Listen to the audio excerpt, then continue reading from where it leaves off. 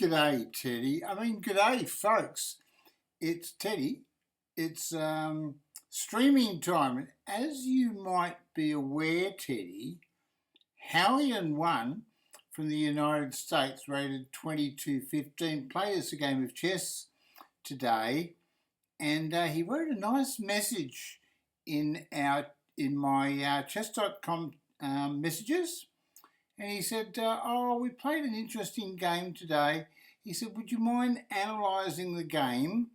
And I said to him, I might create a video out of it. Well, here we are, Teddy, and we're going to do just that. So we're watching Howie and one, rated 2,215 from the United States, playing TheMagician 22-22. And we'll have a look at the results later on the thing, but we're going to start the review. We're just going to go to Opening with the queen's pawn controls the center and usually leads to a more positional development of the pieces. Did you hear that? We'll do that again for you, if we can. You had a nice tactical find in this game. Let's review. Let's review. There we go. Nice tactical find in the game. So we're just going to review the game. Opening with the queen's pawn controls the center and usually leads to a more positional development of the pieces. There we go. And that sums it up, doesn't it, Teddy? What did you think about that, Ted? The AI on chess.com has got all the right ideas, Johnny. So there you go. So we listen to the AI on chess.com. If you're a member of chess.com, you just go into the analysis room and do a game review, and the chess.com analyzer will help you. Yeah, I played d4 against my good friend Howie and one from the United States. Main reason is because I wanted to play a positional game, Teddy, because there's less room for mistakes in a positional game. You can make small errors, but you can come back a bit. But if you make a mistake in a tactical game, like an E4 system game where it gets complicated in a short spate of time, well, you can lose the game very quickly, Ted. So I just thought, playing a player that I respect, that's Howie and one, I thought I'd play d4. The Indian game begins by controlling the important E4 square with the knight, rather than a pawn. Here we go, and that's what it's all about, controlling that square. And preparing to castle. He needs to get his bishop out and castle quickly for safety. c4 builds a strong center by controlling the important d5 square and creates a square for the knight to come to c3 without blocking the c-pawn. Here we go. I'm putting the arrows in as the chess.com analysis creature gives his spiel. The king's Indian defense prepares to develop the bishop to g7, allowing white to build up a strong center, which black will later try to undermine.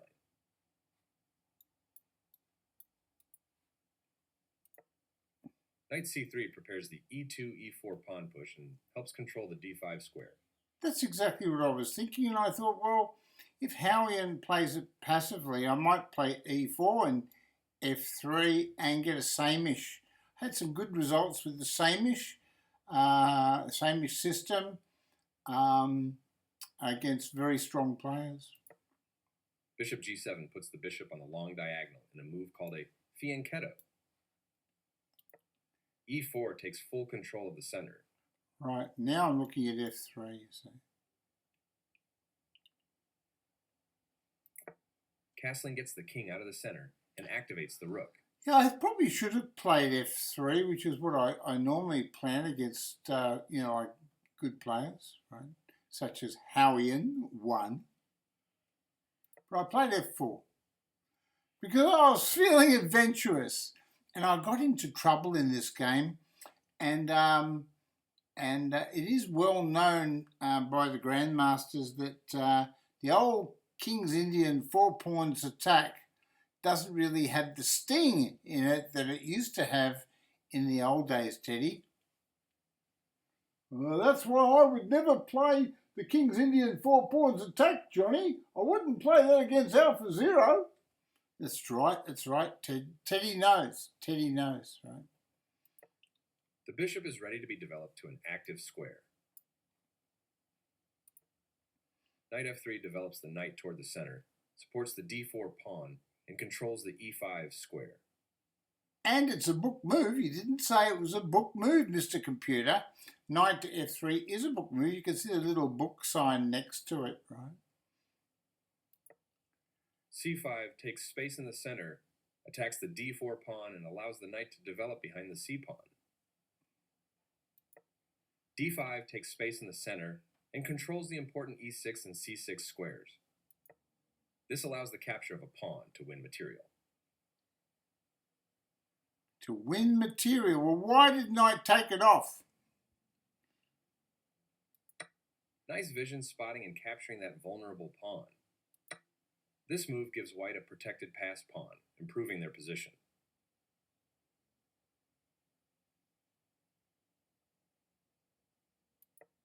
You ignored a better way to develop a bishop off its starting square. You allow the opponent to win a tempo by threatening a bishop. There you go. So my move was a bad move. I tried to develop a bishop and attack a pawn, but it's not a good move. And I can see why, because my game deteriorated somewhat after not playing the best move. This defends a pawn that was under attack and had no defenders. Yes, this is the way.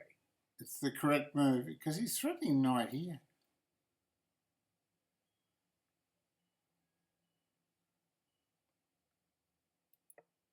And this is an excellent move. Yeah, because he wants to come in here or go in there. So I've got a few holes near my king now. So I developed a piece. To prevent castling. This mobilizes the knight, allowing it to control more of the board. You see, the engine's saying he should have played knight to g3, right? So the idea is in this position... You allowed the opponent to prevent castling. Right, knight to g3 would prevent castling, and my castle would only have one good square, and then he could continue with f5 and f4. So it's a very bad position for white, right? If played correctly. But he played knight here instead. Knight, allowing it to control more of the board. And now I played queen to d2. You overlooked a better way to defend a pawn. I should have moved the bishop back. He's right, the computer knows. This is an equal trade. Right, so the move he should have played was knight here.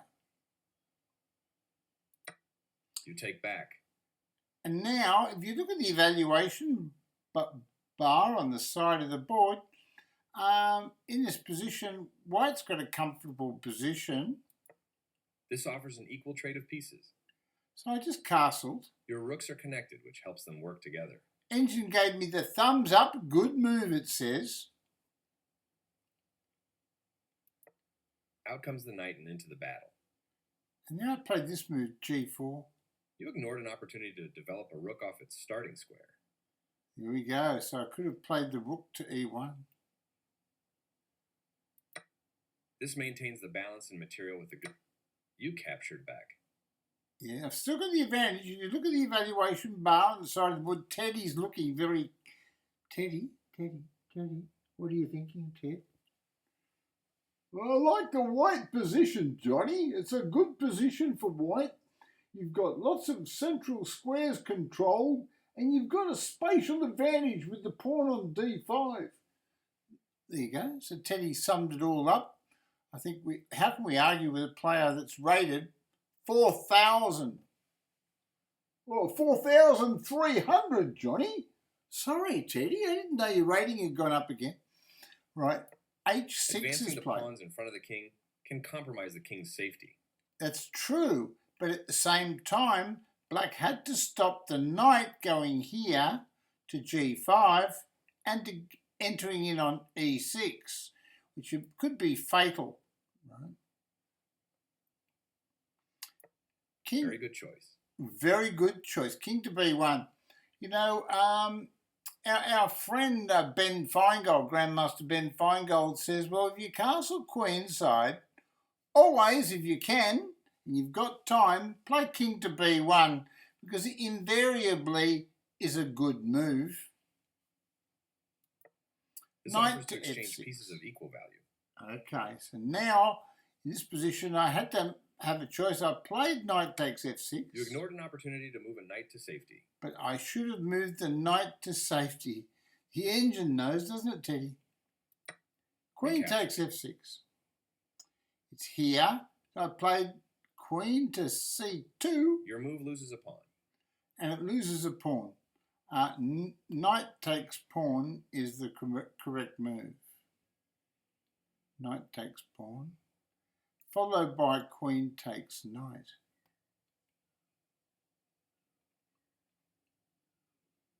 But he played e4. This ignores an opportunity to tactically win a pawn. So I played knight to d2. A good choice to move your threatened knight. I should have went to e1 according to the engine. Played rook on the a file to e8. Into the game. This is called took his knight off. You trade off equal material.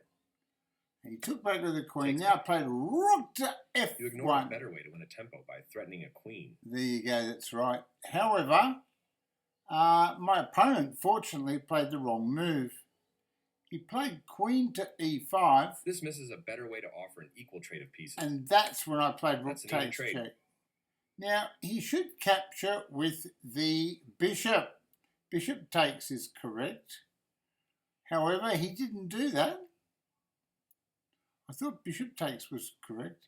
He played rook takes. This is a better way to recapture a piece.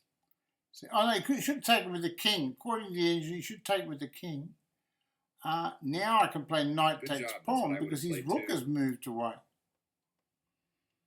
And it's a star move, it's best move. And now we're winning again, according to the evaluation bar on the side of the board, Teddy. He played rook here. Threatening a knight and forcing it to move away. Okay. Now it's in this position that we have to come up with a good move. And I saw that my pawn is very strong. There's pawn moving through here. So I just simply played knight to c3. You are threatening to win material. And it's a star move. It's the best move. Because I thought this pawn here is more important than that pawn there. Okay. He played rook takes c4. This ignores an opportunity to defend a pawn. And now my pawn starts marching. You can follow this up with a material winning pin. Right, starts marching. And now he's got a real problem. He's got a real problem here too. Okay, he played bishop f6. This gives away a free pawn. But he should have played rook to d4. At this stage, he's got 1 minute and 52 seconds on his clock. Has Howian 1 from the United States. And I've got 1 minute and 28 seconds. So I've got less time than him. So he should have taken a bit more time to make his move. And he's also, by playing bishop to f6, he's allowed queen takes pawn check.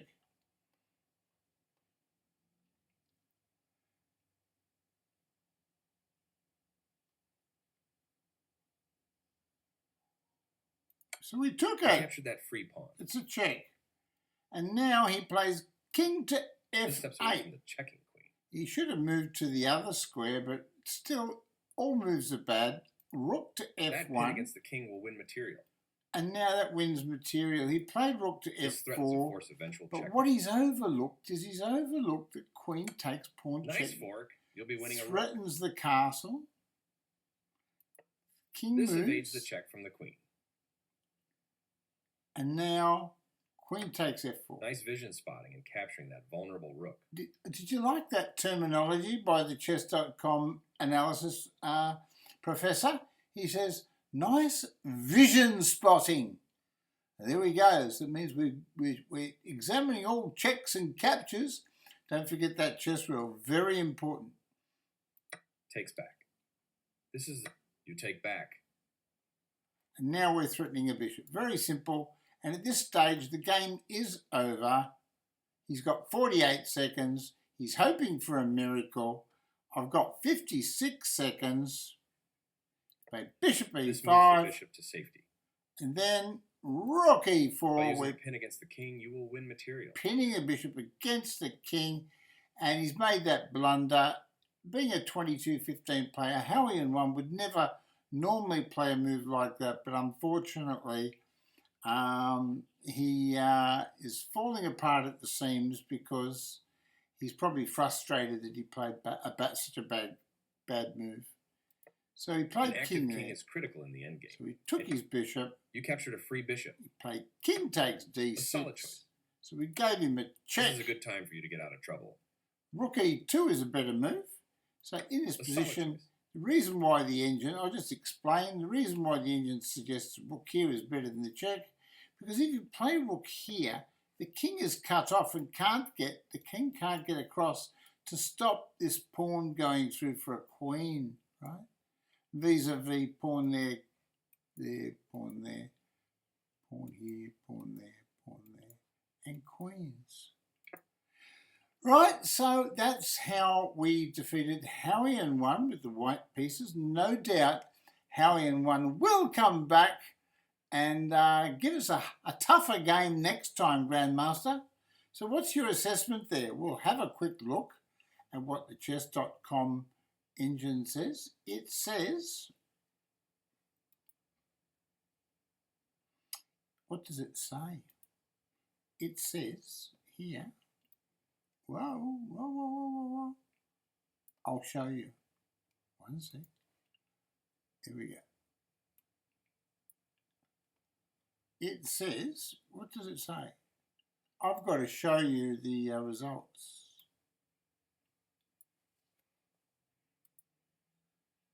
A solid choice. There we go.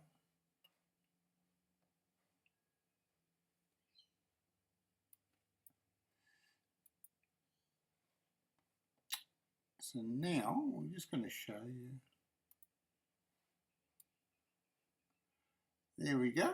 Game review. We had a nice tactical find in the game, and we played it 86.6% accuracy, and Howian just had a bad game today and played at 78.1% accuracy. We played 13 best moves, 2 great moves. Howian played 11 best moves. We made 3 mistakes, but Howian made 5 mistakes. And I had one little blunder, but he didn't pick up on it, which was very nice of him. And there we go. There's the rating performances. I played at 2450, Grandmaster Teddy, and Howian played at 2100.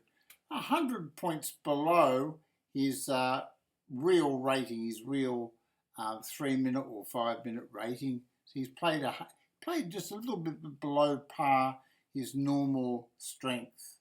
He's probably overawed with his Majesty, playing his Majesty. That's me, His Majesty. Well, I want to thank everybody for coming in and watching the game with Howian 1. I hope you enjoyed that analysis. I hope Howian enjoys the analysis. And if he's not a subscriber, I hope he subscribes to my Twitch channel, to my FM John Curtis TV Twitch channel, okay? And if he's a subscriber, we'll play him again. Okay, Ted? Goodbye, everybody. It's almost Christmas time. Santa will be on. That's right. Santa's coming, Teddy. It's November soon, and it'll be Christmas spirit will be flying around. Teddy's a Christmas bear, right? So he loves Christmas. He can't wait. Bye-bye for now, everybody. God bless you, and stay in good health, okay? And God bless your family too. Blessings, blessings, blessings, blessings.